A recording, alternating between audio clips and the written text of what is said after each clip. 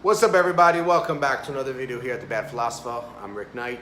In this video, I would like to talk about Alex Jones being banned from Twitter. So Twitter finally came around to banning him after YouTube and Spotify and all the other social media accounts. Well, obviously Google, since they own YouTube, and multiple other companies cut ties with him, and now Twitter was the last to do so.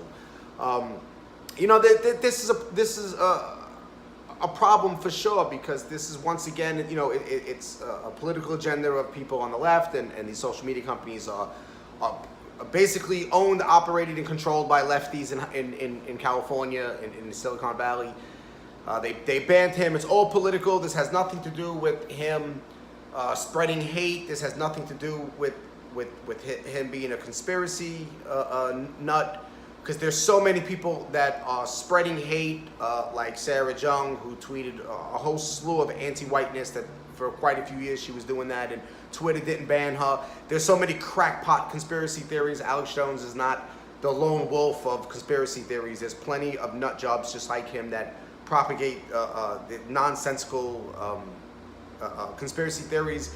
But they banned him for a reason, and the reason they banned him is he is a Trump supporter. He is friends with Trump. He does have a very large following. He is getting the message out about November voting for conservatives and not for the liberals. This was a hit job on Alex Jones. That's what it is. Now, don't get me wrong. I think Alex Jones is a complete idiot in every sense of the word. I mean, I can't stomach to watch more than a second of Alex Jones before I'm ready to punch myself in the face. I just can't do it with him. He says the craziest things. I mean, I don't even know what to say about somebody like him, but you know what?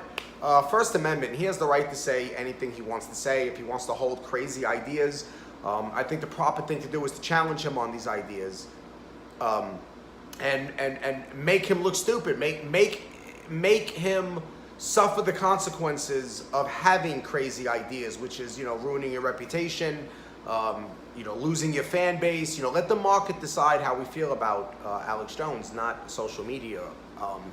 But that's not what this was about. You see, they didn't care about Alex Jones until recently. If Trump never became president, Alex Jones would still be doing his thing right now. This is all political. It's all political. They're not trying to get rid of Alex Jones for any other reason other than it's political. So Twitter, you were the last one keeping him alive, and now you jumped on the bandwagon. You probably caved into pressure. I wonder how many phone calls and letters of people crying that you got. And you caved in because you have no backbone. Instead of saying, listen, he didn't violate any standards. I know the rest of the social media outlets said he violated standards, and yet not one of them showcased how he violated their standards.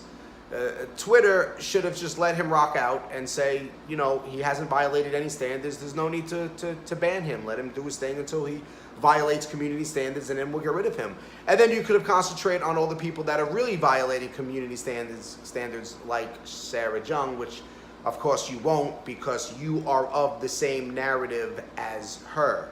So I think all these social media giants, I think they're all immoral. I think that they chose a political side a very long time ago. This is well known. They've been doing everything they can to push their agenda. I don't know what to say. For someone who has a strong dislike for the craziness that Alex Jones says, and a strong dislike for a person who is just mentally, I don't think he's well at all. But First Amendment, there's people out there who are not going to like me. There's people who don't like me. They don't like what I have to say, and that's fine. I have the right to say it. They have the right to challenge me. They have the right to not listen. I don't like what Alex Jones says. He denied all of the school shootings. The one in Connecticut, the Sandy Hook. He says it was a false flag. That's just outright disgusting. The children lost their lives in that shooting, and he's out. There's parents that their lives will never be the same after their child was murdered in that school, and he says that it was a false flag shooting, and it really is disgusting. But you know what? Again, First Amendment, he has the right to have these crazy ideas. He has the right to speak, and we have the right to either not listen or to challenge him. Don't ban him because you don't like what he has to say, especially when you're not going to ban all the other crackpots when they say crazy things. You won't do that. You went after him, and it's political on Twitter. You just jumped on the bandwagon because you have no backbone in your in moral. You'll never hear what I have to say, Twitter. I'm nobody. I'm a small fry, but there's a lot of small fries like me, and we add up to big potatoes, and you know we're tired of what's going on, and that's why you have a hashtag walk away movement, and that's why you have a lot of people stepping up and walking away from the Democrats, and that's why Trump's going to be president again in 2020, and November is right around the corner, and chances are the Democrats are not going to do very well, and you know, this new Supreme Justice, he will be confirmed, despite the nonsense that's going on with Congress right now. I mean, it's pathetic. It really is pathetic, and the whole political system that we have here in the country is just, it's in shambles. It's a shame.